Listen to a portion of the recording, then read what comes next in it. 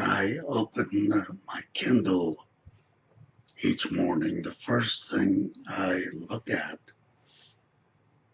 is the New York Times. And in the Times, I look at the obituaries. It's not that I'm enthralled with death, but the obituaries are always all very interesting people worldwide, and all about their lives and families and adventures. It's the cause of death that also I'm interested in, and I find that older people, particularly, find it hard to recover from a fall, which often leads to death. Through the years, I've been very careful. I have never fallen and broken a bone. As I've gotten older and aware of what the obituaries say, I get more and more careful. And then came a point in my life when I lost strength in my legs, but even more particularly dangerous was a lack of balance. So I needed a walker. I was able to maneuver with it. I recognized, even though it had four wheels, it was not perfectly solid, and I couldn't rely on it completely. The first time that struck me was early one morning, probably about 2 a.m. I awakened. I was hungry and I couldn't go back to sleep. So I went into the kitchen and took some things out of the fridge and satisfied my hunger.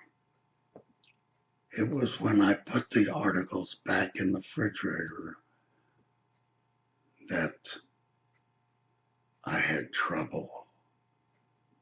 I don't know exactly how it happened, but I think I was holding on to my walker with my right hand and putting something back in the refrigerator with my left.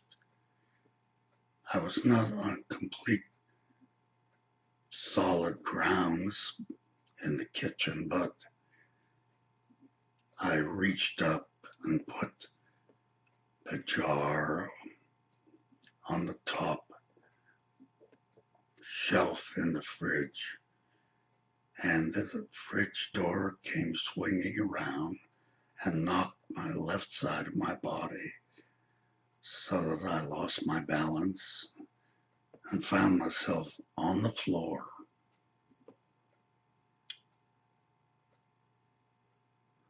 At that moment, I began to realize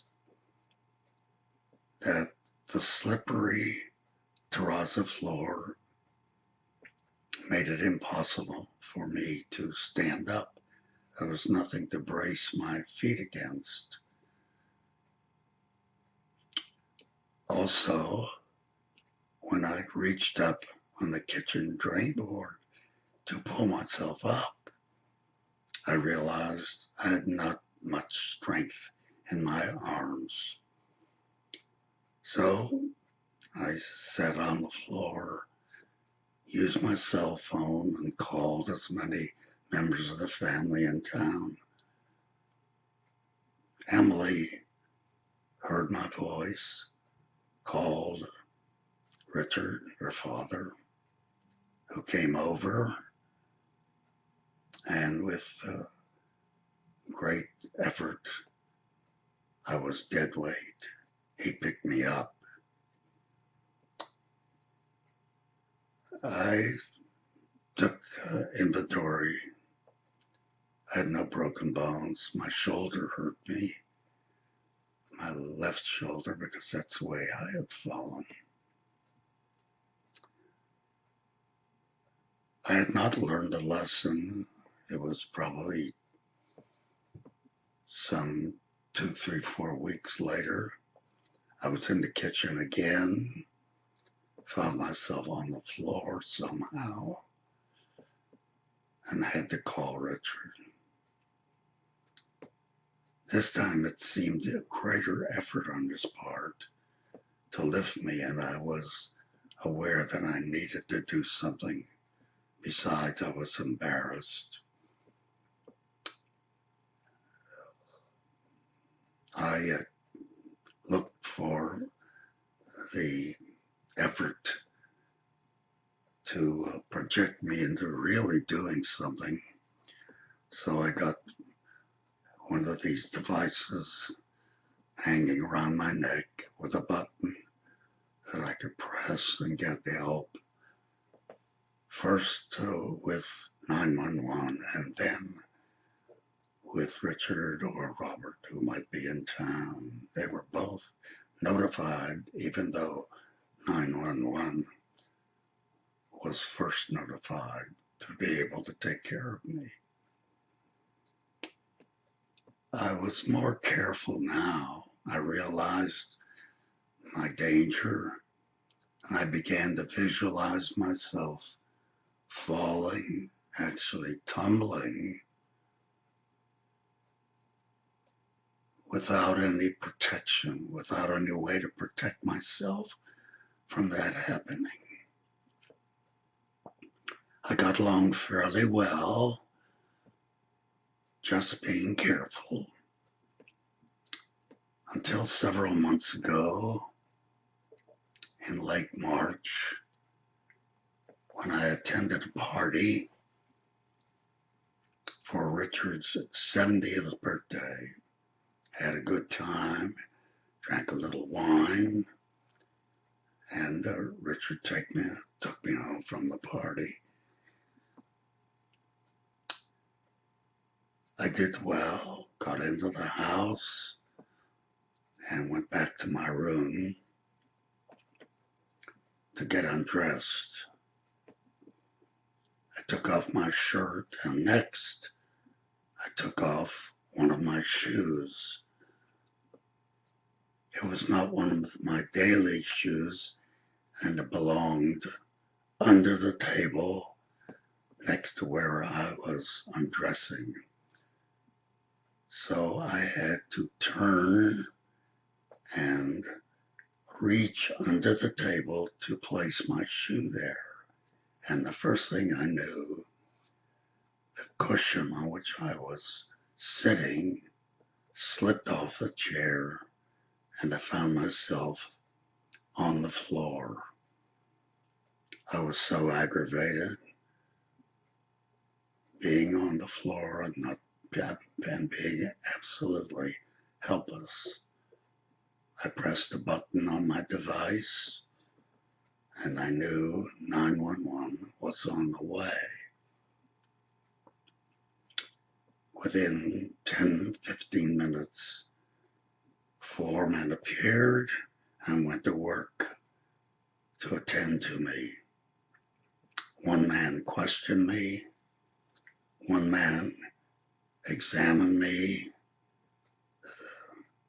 The others stood by to see if there was any help needed. The man who sat next to me on the floor said, "Are you okay?" I said, "Yes." He questioned me, asked me if I knew where I was, what time of day it was. He said, "Did you hurt anything?" I told him, "Only my pride." So So he asked a few more questions and was satisfied that I was generally okay. One of the other men took my blood pressure, did an electrocardiogram, which looked okay, checked my blood sugar, which was normal, even after a large piece of birthday cake. Richard and Sandy came by as they had been notified, and I reassured them that I had a good time at the party, that I was okay. The men lifted me, and I checked myself and found that I was okay. So I still needed to be extra careful. So far, nothing bad had happened, but I kept in mind that I'm up in years, and a bad fall can mean serious consequences. About 6 weeks ago, I awakened during the night, thought I heard noises. I raised my head and saw that the hallway in the bedroom area had the light on. I don't leave the light on, so I knew something was wrong. The voices turned out to be 911, and I couldn't understand. I knew I hadn't called them.